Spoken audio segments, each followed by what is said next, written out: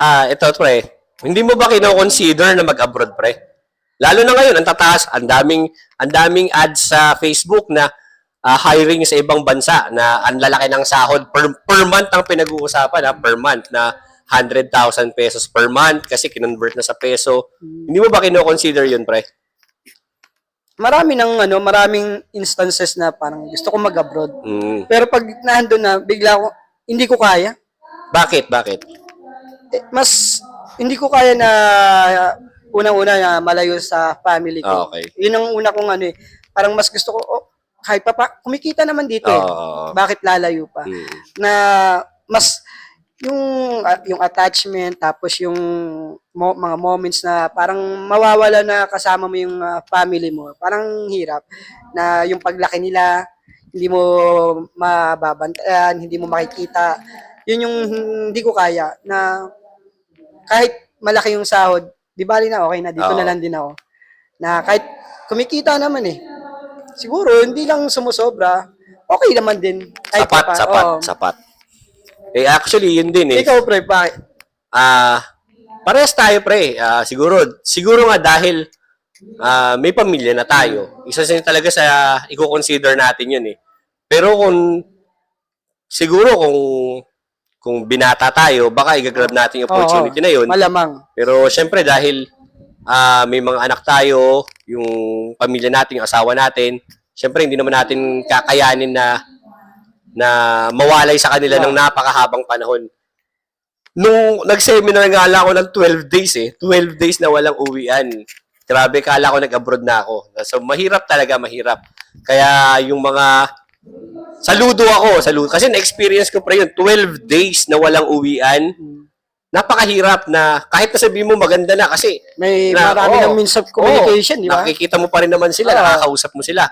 Pero iba pa rin kasi talaga yung kasama mo sila araw-araw, pag uwi mo sa bahay, makikita mo sila.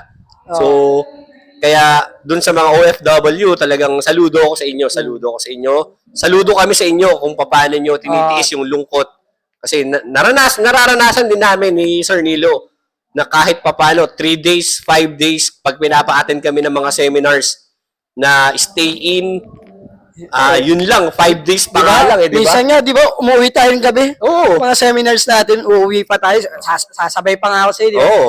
Kahit nga yung nasa Pampanga tayo, wala ko rason, naalala mo, umuwi pa tayo. Kaya yung 12 days na Subic nun, pre, after 3 days, umuwi ako. Hindi ako marunong hindi ko alam, first time kong makarating ng Subic na mag-commute. Kaya, nung pag-uwi ko, nag-commute din ako mag-isa. Buti na lang, ang sabi sa akin, dapat alas 6 pa lang ng umaga, nandito ka na. Nung nagpaalam ako. Sinunod ko yun. Alas 4 pa lang ng madaling araw, nagtatravel na ako pabalik ng Subic. Pagtungtong ng alas 6, andun ako sa hotel, tapos gayak, kain, atin ulit ng seminar. Di ba napakahirap ng transportation sa Subic? Madali naman. Kasi ang ginawa ko doon, yung 3 araw na in-stay ko doon, sa tuwing matatapos yung seminar, nililibot ko. Kaya inalam ko kung saan yung mga sakay papuntang Manila. Mga public transportation. Yun. Inalam ko lahat ng kung saan yung terminal nila. So, talagang may plano ko yun na umuwi. Ayun nga talaga no? Kaya talagang mahirap. Kahit sabi mong malaki yung ino-offer, yung sahod, mag-iisip ka pa rin. Kaya okay din talaga yung mga nag-OFW. No? Lakas ng loob. Kaya tama ka pre, tama ka. Hindi man ganun kalaki yung sinasahod natin, hindi man sobra, pero sapat naman sapat para mabigay yung pangangailangan ng pamilya namin. Kaya okay na rin.